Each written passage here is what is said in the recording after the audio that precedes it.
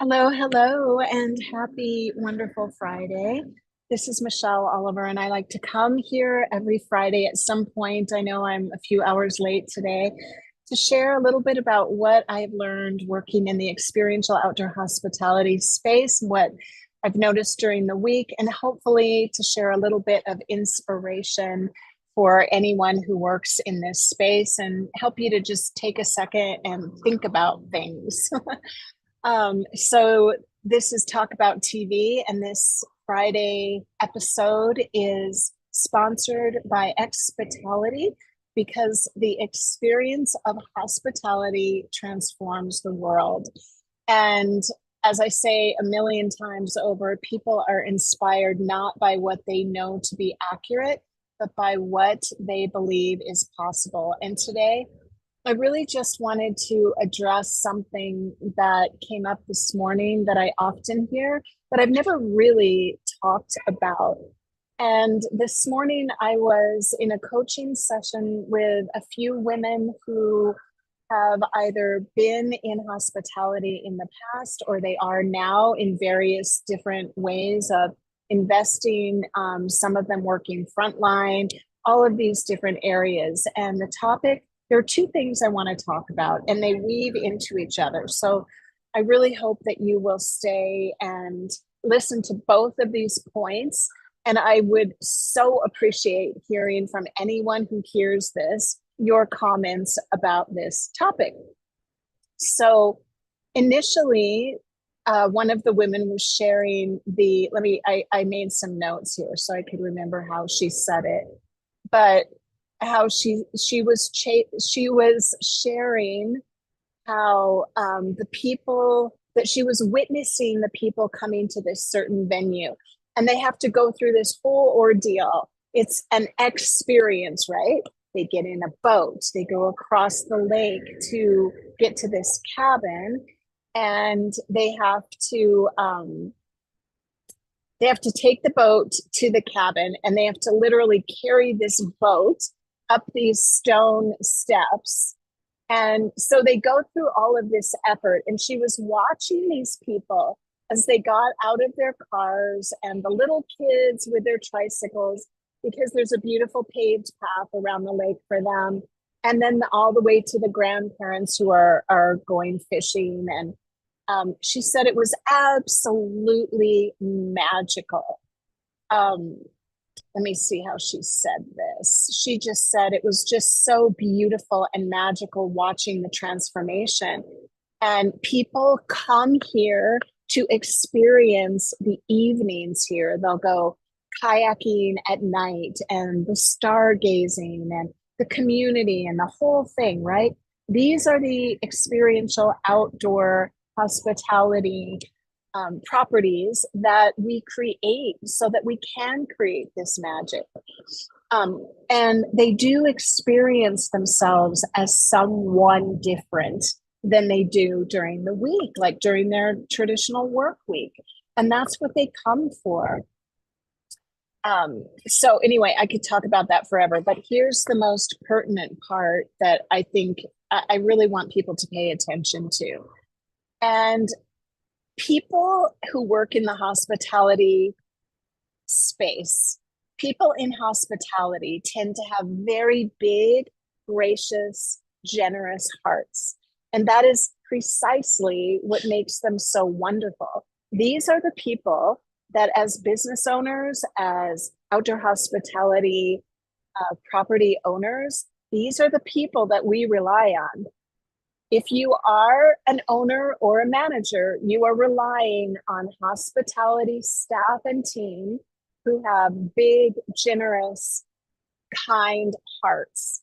And those very hearts, that behavior, those very qualities are also what can put them at risk. So here's what we were speaking about this morning. One woman said, we went around and just were giving updates on how everyone was feeling. And she said, I am so stressed by trying to keep everyone in my life happy.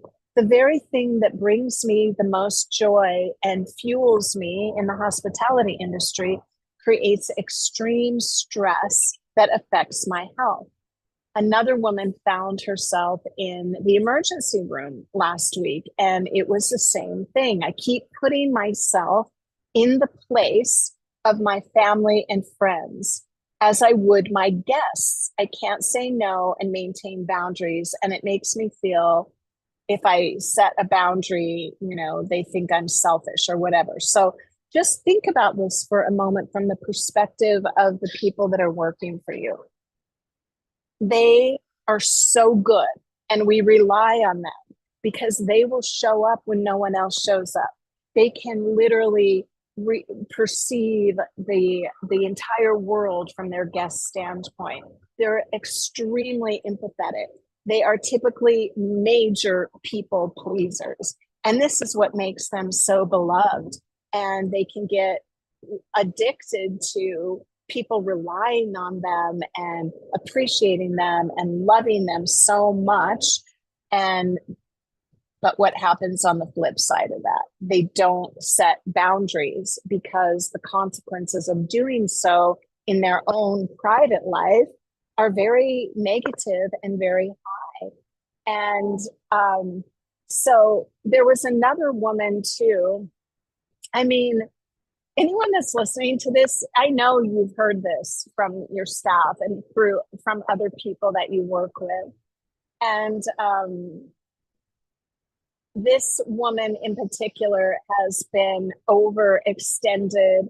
And the more she overextends, the more the owners believe that they can rely on her, to a point where she just got pushed to the edge. And when that happens, it's not good for anyone. So I implore you to take time to be more empathetic with your staff and really make sure you are creating ways to pour into them and help them learn and understand about taking better care of themselves and showing up for themselves in the way that they need to replenish and rejuvenate themselves. This time in the world of uber hustle culture, sacrifice yourself, sacrifice your sleep, all of that stuff is, I get it. I've done it for many, many years, but especially sacrificing the sleep and health and exercise and time outside, it's ludicrous. The more you take care of your staff, the better able they are to take care of themselves, the more longevity you will have with them, and they won't be bouncing around from place to place. It's so hot out here today. Okay, well, anyway, that's my thought process on this beautiful Friday. And I do hope that you all get outside. And yes, we do gain energy from lifting others up. It blesses us when we bless others. And yeah, I think especially for women, it's very often overlooked how much we are really willing to sacrifice and how much we really need to turn the tables on that. And you often have to do that. I mean, this was a big part of the conversation this morning. Most often you will do that and people will talk about you when you're not there, about how you're not showing up or how you are prioritizing things that don't matter. And all of those things are going to happen. I guarantee it. And there comes a point where you've got to draw, as my good friend says, draw the line in the sand. And that was really the recommendation this morning for these women is, regardless of what other people say, how you may not feel like you are approved of or respected, you have to decide where that line is. And once you do, you will have so much more energy to serve in the ways that really matter. And maybe you're just doing too much quantity over quality right now, but you don't have the perspective to determine that.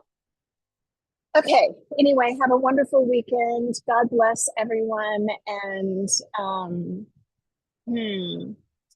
in the name of big heartedness, turning that love back on yourself for the weekend.